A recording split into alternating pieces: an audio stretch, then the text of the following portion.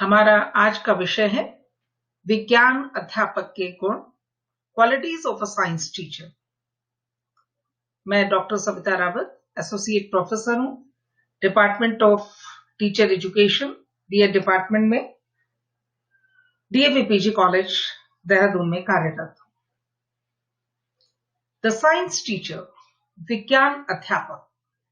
Secondary education commission ने भी अध्यापक के बारे में कहा है, the most important factor in the contemplated educational reconstruction is the teacher, his personal qualities, educational qualifications, professional training, and the place that he occupies in the school as well as in the community. The reputation of a school and its influence on the life of community invariably depends on the kind of the teacher working on it. अर्थात अपेक्षित शिक्षा के पुनर्निर्माण में सर्वाधिक महत्वपूर्ण तत्व अध्यापक, उसके व्यक्तिगत गुण, शैक्षिक योग्यताएं, व्यावसायिक प्रशिक्षण और उसकी स्थिति जो वह विद्यालय और समाज में प्राप्त करता है ही है। विद्यालय की प्रतिष्ठा तथा समाज के जीवन पर उसका निस्संदेह प्रभाव उन अध्यापकों पर निर्भर करता है जो उस विद्यालय में कार्यरत होते हैं। राष्ट्रीय शिक्षा नीति 1986 में भी कहा गया है, किसी समाज के शिक्षकों के स्तर से उसकी सामाजिक और सांस्कृतिक स्थिति का पता चलता है। कोई भी राष्ट्र अपने शिक्षकों के स्तर से ऊपर नहीं उठ सकता। इसलिए शिक्षकों को रचनात्मक तथा सृजनात्मक कार्यों के लिए प्रेरणा देने के अवसर प्रदान करने चाहिए। ये सब कहने के पीछे तात्पर्य यही है कि शिक्षक को उसकी स्वयं की शैक्षिक योग्यताएं, उसकी शिक्षण की योग्यताएं उच्च कोटि की हैं, तो उसको जो है बालकों को समझने की योग्यता, बालकों को कार्य कराने की कुशलता, बालकों के साथ समायोजन की क्षमता, उनके साथ सहयोग, सद्भावना, निष्पक्षता और नेतृत्व की क्षमता के साथ कार्य करने की इच्छा बहुत आवश्यक है। तभी किसी समाज या राष्ट्र का उत्थान हो सकता है।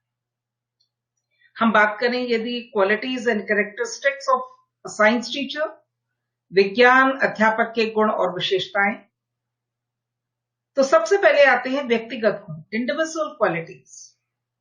एक शिक्षक में कौन कौन से व्यक्तिगत गुण होने चाहिए? इंटरेस्ट इन साइंस सब्जेक्ट, विज्ञान विषय में रुचि। एक शिक्षक को विज्ञान विषय पर, अपनी विषय वस्तु पर संपूर्ण अधिकार होना चाहिए। इसके साथ साथ उसका विज्ञान में रुचि रखना बहुत आवश्यक है, अन्यथा वह लगन के साथ, उत्साह के साथ, परिश्रम के साथ कक्षा में पढ़ा नहीं पाएगा।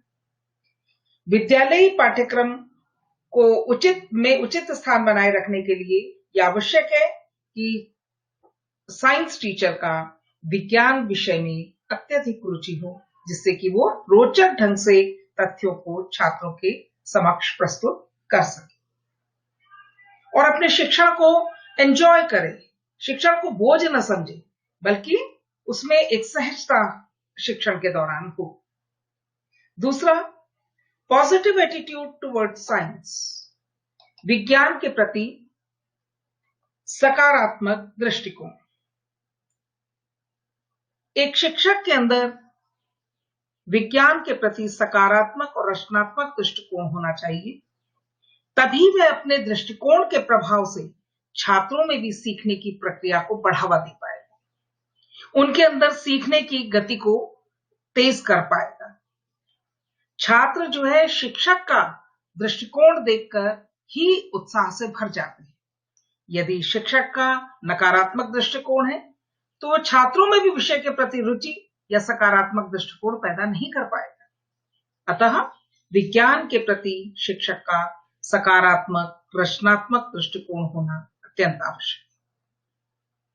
तीसरा आता है रिसोर्सफुलनेस, साधन संपन्नता। एक विज्ञान शिक्षक के अंदर साधन संपन्नता या साधनों को जुटाने की क्षमता एक विशेषता है, एक गुण है जो कि होना ही चाहिए, क्योंकि विज्ञान विषय मात्र शिक्षण नहीं है। To learn science is to do science. और जब हम डू साइंस या करके सीखने की बात, एक्सपीरियंस की बात करते हैं, तो उसके लिए बहुत से साधनों की आवश्यकता पड़ती है, क्योंकि कक्षा के दौरान शिक्षक को सहायक सामग्रियों का प्रयोग करने हैं, उसे सूत्रों का निगमन करना है, उसे जो है छात्रों को वैज्ञानिक तौर पर बाहर भ्रमण के लिए ले जाना है, उसे कई गतिविधियां आयोजित करनी है, विज्ञान पर आधारित क्विज है या डिबेट है या भाषण प्रतियोगिता है, डिक्लेमेशंस हैं, कोई भी इस तरह के कार्य हो, तो यानी उसके पास एक वैरायटी ऑफ वर्क है। तो रिसोर्सफुलनेस उनके अंदर होनी चाहिए ताकि वो इन सभी कार्यों को अंजाम दे सके। चौथा हमारे पास आता है कॉन्फिडेंट, आत्मविश्वास। विज्ञान शिक्षक में आत्मविश्वास होना बहुत आवश्यक है, और आत्मविश्वास आता है विषय की मास्टरी से। विषय का यदि आपको ज्ञान है, आपने जो कंटेंट आज पढ़ाना है, अगर आप वेल रेड हैं, अच्छी तरह प्रिपेयर्ड है, कक्षा की तैयारी आपकी संपूर्ण है, तो शिक्षक में आत्मविश्वास की कमी नहीं होती।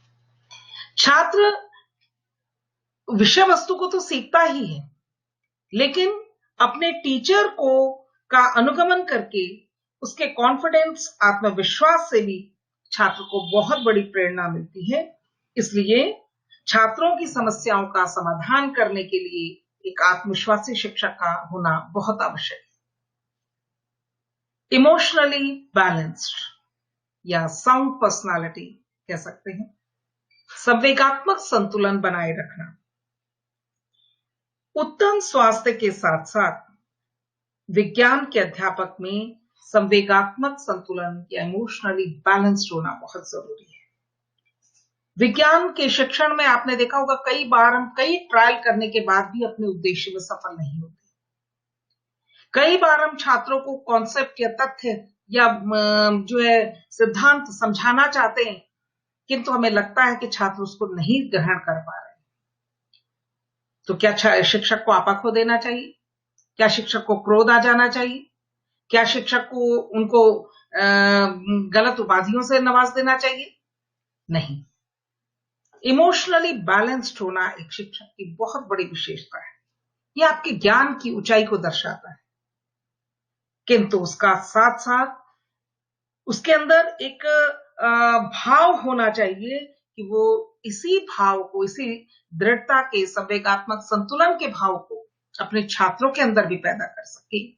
क्या आप कितने ज्ञानी हो, लेकिन संवेगात्मक रूप से आप कमजोर नहीं हैं, तो टीचर के इमोशनली बैलेंस्ड होने का प्रभाव उसके छात्रों के भावनाओं के विकास में भी पड़ता है।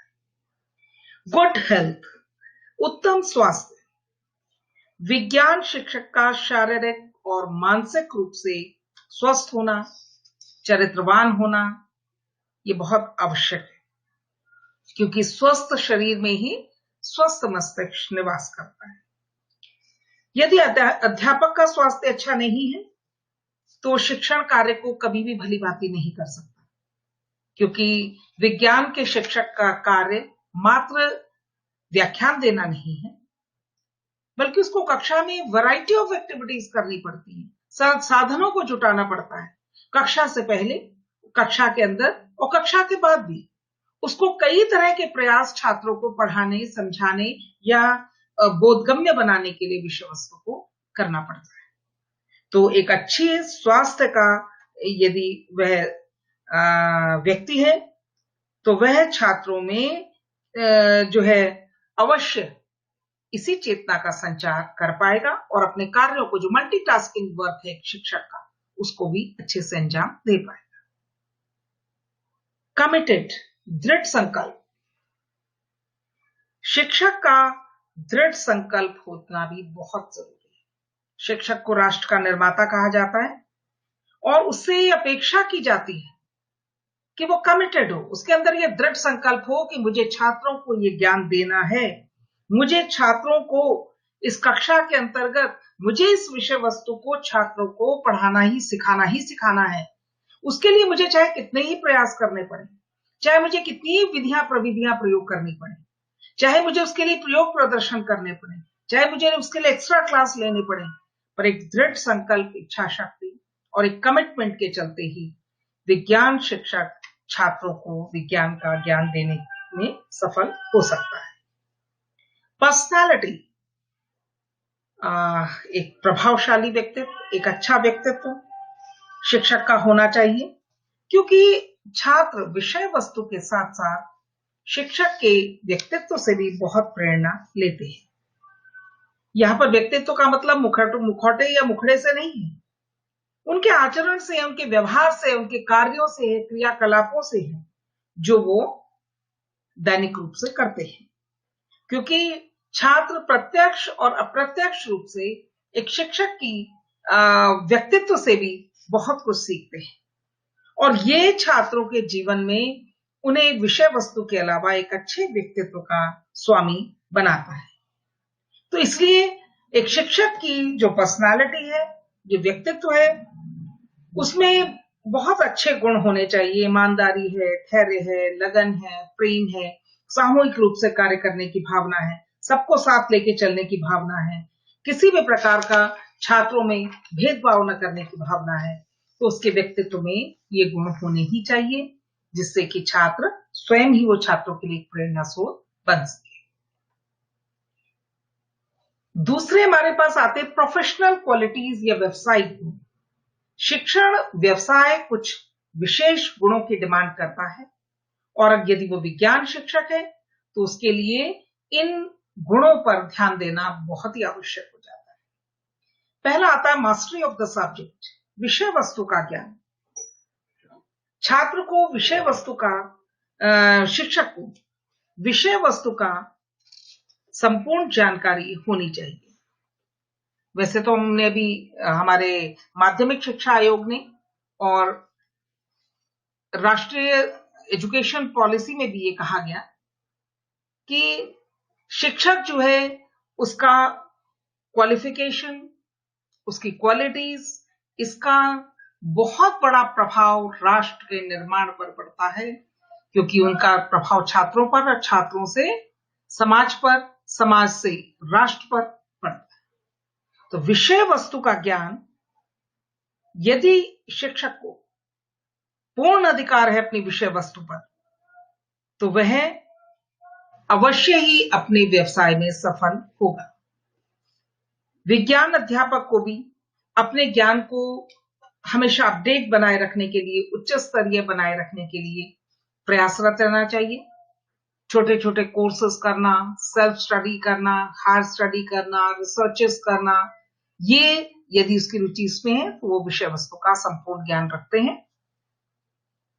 दूसरा आता है विषय वस्तु के प्रस्तुतिकरण का ढंग, प्रेजेंटेशन ऑफ कंटेंट।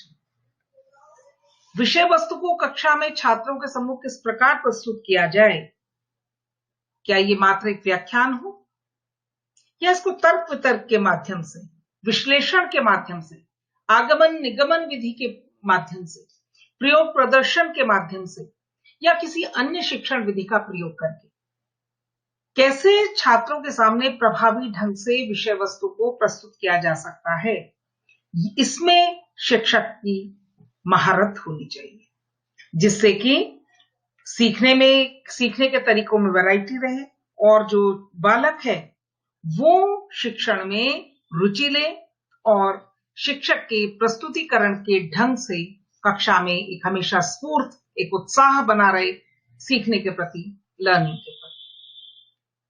तीसरा उनका व्यवसायिक गुण है नॉलेज ऑफ इंडिविजुअल डिफरेंसेस, व्यक्तिगत विभिन्नताओं का ज्ञान। जैसा कि हम सब जानते हैं कि कभी भी कक्षा में सभी छात्र एक स्तर के नहीं होते, एक वर्ग के नहीं होते, एक मानसिक क्षमता के नहीं होते, एक योग्यता के नहीं होते। तो ये इंडिविजुअल डिफरेंसेस बाय नेचर है। शिक्षक को इसका ज्ञान होना चाहिए, इसके लिए वो प्रयास भी कर सकता है। यदि वो कक्षा में शिक्षण कार्य करता है तो उसे ध्यान रखना चाहिए कि उसे बातों को, उदाहरणों, उस तथ्यों को उदाहरणों के द्वारा स्पष्ट करना है, जिससे कि जो हमारे सामान्य बुद्धि वाले बच्चे हैं वो भी उन बातों को ग्रहण कर सके।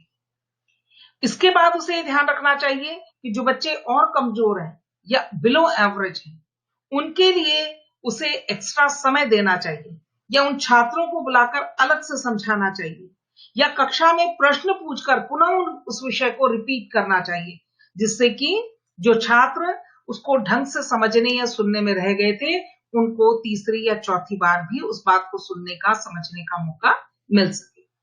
तो ये शिक्षक तभी कर सकता है जब उसे व्यक्तिगत विभिन्नताओं का ज्ञान है, तो उसी अनुरूप वो अपने लेसन प्लानिंग करता है, उसी अनुरूप वो अपने शिक्षण के कार्यक्रम को तैयार करता है कि वो जीनियस के लिए, अबव एवरेज के लिए, एवरेज के लिए और बिलो एवरेज स्टूडेंट्स के लिए भी शिक्षण कार्य में जगह हो, सीखने की, सबके लिए सीखने की जो है जगह हो, हर बच्चा उस पाठ में सीख सके। फोर्थ हमारा आता है knowledge of different methods of teaching, शिक्षण की विभिन्न विधियों का ज्ञान। आपने देखा होगा कि विज्ञान शिक्षण की बहुत सी विधियां हैं, प्रयोग प्रदर्शन विधि है, व्याख्यान विधि है, हमारे क्या नाम है, लैबोरेटरी मेथड है, एक्सपेरिमेंट मेथड जिसको हम कहते हैं, प्रोजेक्ट मेथड है, प्रॉब्लम सॉल्विंग मेथड है, इंडक्शन डिडक्शन मेथड है, आगमन निगमन विधि है, या हमारी समस्या समाधान विधि है, प्रयोजना विधि है। तो ये सारी जो विधियां हैं, इनका ज्ञान शिक्षक को होना चाहिए, जिससे कि वो विषय वस्तु के अनुरूप मेथड का प्रयोग कर सके। जो हमारी, क्योंकि एक ही मेथड से अगर हम सारे सिलेबस को पढ़ाते हैं तो वो शायद छात्रों के लिए उतना उपयोगी नहीं होता है।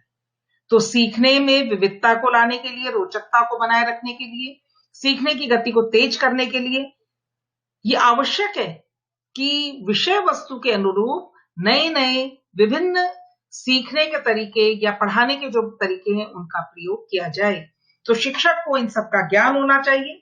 जैसा हमने अभी पीछे रिसोर्सफुलनेस कहा था, शिक्षक में एक गुण होना चाहिए कि वो उन मेथड्स के लिए आवश्यक सामग्री, आवश्यक वातावरण बना सके। तो ये हमारे विज्ञान शिक्षक का एक विशिष्ट गुण होना चाहिए। Interest in science experiment and research, विज्ञान संबंधी प्रयोगों में और अनुसंधान में रुचि। विज्ञान शिक्षक को विज्ञान प्रयोगों में रुचि होनी चाहिए, क्योंकि कक्षा में उनको कई बार प्रयोग प्रदर्शन करने पड़ सकते हैं, और रिसर्च, नई नई चीजों की खोज करने की, जानने की जिज्ञासा उनके अंदर होनी चाहिए। तभी वो इन गुणों को छात्रों के अंदर भी पैदा कर पाएंगे। जैसे समस्या समाधान विधि है, तो समस्या हमारे सामने, यदि हमें खोज के लिए उत्साह नहीं है, वो हमारी रुचि नहीं है, तो हम समस्या समाधान विधि को पूरा नहीं कर सकते। उस विषय वस्तु से उसका समस्या का हम समाधान नहीं पा सकते। इसलिए शिक्षक को प्रयोगों के प्रति उसका रुचि होना और नई नई अनुसंधान, नई नई समस्याओं को खोजने, उनके उत्तर ढूंढने के प्रति, नए नए प्रयोग करने के प्रति उनकी रुचि होनी चाहिए और उनका रुझान जो है होना चाहिए। तभी जो है वो विज्ञान के शिक्षक के रूप में सफलता प्राप्त कर पाएंगे। अंडरस्टैंडिंग ऑफ स्टूडेंट्स प्रॉब्लम, बालकों की कठिनाइयों को समझना। विज्ञान अध्यापक में इस गुण का होना भी बहुत आवश्यक है, क्योंकि विज्ञान का जो ज्ञान है वो सभी छात्र बराबरी से इसको नहीं पढ़ पाते। छात्रों को समझने में बहुत सी कठिनाइयां होती हैं, चाहे सूत्रों का निगमन करना हो, चाहे सिद्धांतों को समझना हो, चाहे कठिन प्रश्नों को हल करना हो, किसी कॉन्सेप्ट को समझना हो। तो स्टूडेंट्स की परेशानियों को भांपना और उसी के अनुरूप उसका समाधान करना, ये एक शिक्षण का विशेष गुण होना चाहिए, ताकि वो छात्रों की कठिनाइयों को समझ सके कि सभी छात्र, आपने पूछा, 4 छात्रों ने उत्तर दिया और आपने कहा कि यस हो गया हमारा लेसन कंप्लीट, नहीं। आपको ये जानना पड़ेगा, छात्रों के मनोविज्ञान को आपको समझना पड़ेगा, छात्रों के मनोविज्ञान को आपको पढ़ना पड़ेगा, जिससे कि आप ये जान सकें कि अलग अलग मानसिक स्तर के, अलग अलग योग्यता के छात्रों की अलग अलग कठिनाइयां होती हैं। इसलिए पढ़ाते वक्त हम कई तरीके से उस बात को स्पष्ट करने का का कार्य करें, जिससे कि छात्र जो है वो समस्याओं से पार पा सके और सीख सके। अभ्यास कार्य को प्रोत्साहन देना, एनकरेजमेंट फॉर प्रैक्टिस। विज्ञान में प्रैक्टिस का बहुत महत्व है। आपने देखा होगा कि जब हम सूत्रों का निगमन करते हैं तो बहुत कठिनाइयां आती है, जब उन पर आधारित प्रश्नों को हल करते हैं तो भी बहुत कठिनाइयां आती हैं। तो छात्रों को रेगुलर प्रैक्टिस के लिए प्रोत्साहित करना। हम किसी एक्सपेरिमेंट को करते हैं तो आपने देखा होगा बहुत कठिनता से उस पर पार पा पाते। तो बार बार किसी भी विषय वस्तु को जानने के लिए अभ्यास करना, उसकी बार बार आवृत्ति करना, इसकी आदत डालना एक शिक्षक को आना चाहिए कि वो छात्रों में विभिन्न कौशलों के विकास के लिए बार बार प्रैक्टिस करना या अभ्यास कार्य को प्रोत्साहन देने की आदत डाले, जिससे कि छात्र अभ्यास द्वारा सीखने के नियम के अनुसार सीख सके। क्योंकि हम जानते हैं कि यदि किसी कार्य को हम बार बार अभ्यास करते हैं तो हम कुछ समय बाद उसमें पारंगत हो जाते हैं। तो शिक्षक को भी छात्रों को अभ्यास कार्य के लिए प्रोत्साहित करना चाहिए। अब आती है सामाजिक गुण या सोशल क्वालिटीज। एक शिक्षक में व्यक्तिगत और सामाजिक और व्यावसायिक गुणों के साथ साथ सामाजिक गुणों का होना भी बहुत आवश्यक है। आफ्टर ऑल जो हम बच्चों को पढ़ा रहे हैं ये हम उन्हें समाज के लिए, देश के लिए तैयार कर रहे हैं। अतः शिक्षक का भी व्यक्तिगत रूप से और व्यावसायिक रूप से योग्य होने के साथ साथ कुछ सामाजिक गुणों को भी धारण करना चाहिए। फर्स्ट इज लीडरशिप कैपेसिटी, नेतृत्व की क्षमता। अध्यापक में नेतृत्व की क्षमता होनी चाहिए। कैसे? आपने देखा होगा, आप कोई भी कोलैबोरेशन से वर्क करते हैं, कोई टीम वर्क करते हैं, आप विज्ञान में कई ऐसी गतिविधियों में भाग लेते हैं। छात्र जो है उनके निर्देशन में भ्रमण पर जाते हैं, उनके मार्गनिर्देशन में जो है आपने देखा होगा आप लेबोरेटरी वर्क कंप्लीट करते हैं, आप कोई असाइनमेंट पूरा करते हैं, कोई डिस्कशन या कोई डिबेट होती है विज्ञान पर, तो वो भी टीचर के नेतृत्व में पूरी की जाती है। तो उनको ये लीडरशिप क्वालिटी उनके अंदर होनी चाहिए कि वो कार्यों को सफलतापूर्वक अंजाम दे सकें और छात्रों का निर्देशन कर सकें, उनको समूह में कार्य करने के लिए प्रोत्साहित कर सकें, उनको एक साथ टीम में काम करने के लिए प्रोत्साहित कर सकें, वी फीलिंग या हम की भावना उनके अंदर पैदा कर सकें। ये एक शिक्षक के अंदर सामाजिक गुण होना चाहिए कि उसमें नेतृत्व क्षमता हो। यहां पर पॉलिटिकल या अन्य क्षेत्रों की क्षमता से तात्पर्य नहीं है, यहां पर छात्रों का नेतृत्व करने, एक सामाजिक समूह जो 40, 50, 60 जो कक्षा में छात्र हैं उनका नेतृत्व करने की बात हो रही है कि वो शिक्षक के नेतृत्व में बहुत से कार्यों को सीख सकते हैं। सोशल फीलिंग, सामाजिकता की भावना। एक शिक्षक के अंदर सामाजिकता की भाव होना बहुत जरूरी है। उनके अंदर निर्णय लेने की क्षमता, एक ऑप्टिमिस्ट आशावादी दृष्टिकोण होना, साहस होना, अपनी कमियों को स्वीकार करना, धैर्य होना, पेशेंस होना, छात्रों के प्रति सहानुभूति होना, ये सारे सामाजिक गुण शिक्षक के अंदर होने चाहिए ताकि वो समाज से और विद्यालय और समाज के बीच में भी संपर्क बना सके और सामाजिकता की भावना छात्रों के अंदर भी पैदा कर सके, क्योंकि शिक्षक ही छात्रों के लिए रोल मॉडल होता है और शिक्षक को देखकर ही छात्र, चाहे वो उसके व्यक्तिगत गुणों को कॉपी करें, चाहे उनके व्यावसायिक गुणों को देखें, चाहे उनके सामाजिक गुणों को देखें, छात्रों के लिए एक शिक्षक आदर्श होता है। तीसरा आता है इम्पार्शियल, पक्षपात रहित व्यवहार। आपने देखा होगा कक्षा में कुछ छात्र कमजोर होते हैं, कुछ बहुत बुद्धिमान होते हैं, कुछ छात्र आपके परिचित हो सकते हैं, आपके रिश्तेदार हो सकते हैं, कुछ अपरिचित हो सकते हैं, कुछ छात्र अमीर हो सकते हैं, कुछ गरीब हो सकते हैं, किंतु शिक्षक को किसी भी दशा में छात्रों के साथ किसी भी आधार पर भेदभाव नहीं करना चाहिए। न तो छात्रों को प्रिय छात्र बनाना चाहिए, न ही छात्रों की अवहेलना करनी चाहिए। इस प्रकार सभी छात्रों के साथ पक्षपात रहित व्यवहार करना चाहिए और सभी को आगे बढ़ने में सहयोग देना चाहिए। लास्ट आता हमारे पास फेयरनेस, न्यायप्रियता। न्यायप्रियता विज्ञान अध्यापक का विशिष्ट गुण है। जब हम विज्ञान में लैब में काम करते हैं तो हमें डिसीजन लेना होता है, निर्णय लेना होता है कि इस बिंदु पर इस प्रयोग में यह निष्कर्ष आया। तो हमारे डिसीजन लेने की वो जो पावर है, हमारी जो निष्कर्ष निकालने की जो क्षमता है, वो उसके जीवन में भी उसका अक्षरशः पालन उसको करना चाहिए। अध्यापक को चरित्रवान होने के साथ साथ न्यायप्रिय भी होना चाहिए, जिससे कि अपने छात्रों के अंदर भी वो निर्णय लेने की, निष्पक्ष निर्णय लेने की क्षमता भी पैदा कर सके। जिस प्रकार हम लेबोरेटरी में अपने प्रयोगों में, अपने कार्यों में निष्कर्ष निकालते हैं और निर्णय लेते हैं, इसी प्रकार हम जीवन में भी निष्पक्षता से निर्णय ले सके, न्यायप्रियता को का साथ दे सके, ऐसा गुण हमारे विज्ञान शिक्षक में भी होना चाहिए और अपने गुणों के द्वारा वो अपने छात्रों में भी इन गुणों के लिए उन्हें प्रेरणा दे सकते हैं। तो ये थे हमारे विज्ञान शिक्षक के गुण। तो विज्ञान शिक्षक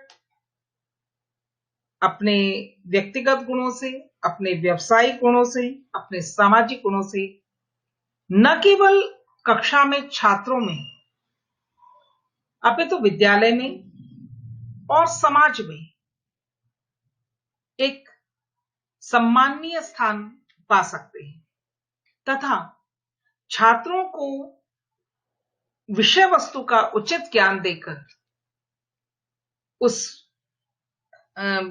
देकर, अपने उद्देश्यों की पूर्ति भी कर सकते हैं और छात्रों के अंदर वैज्ञानिक दृष्टिकोण, सकारात्मक दृष्टिकोण, रचनात्मक दृष्टिकोण पैदा कर सकते हैं। धन्यवाद।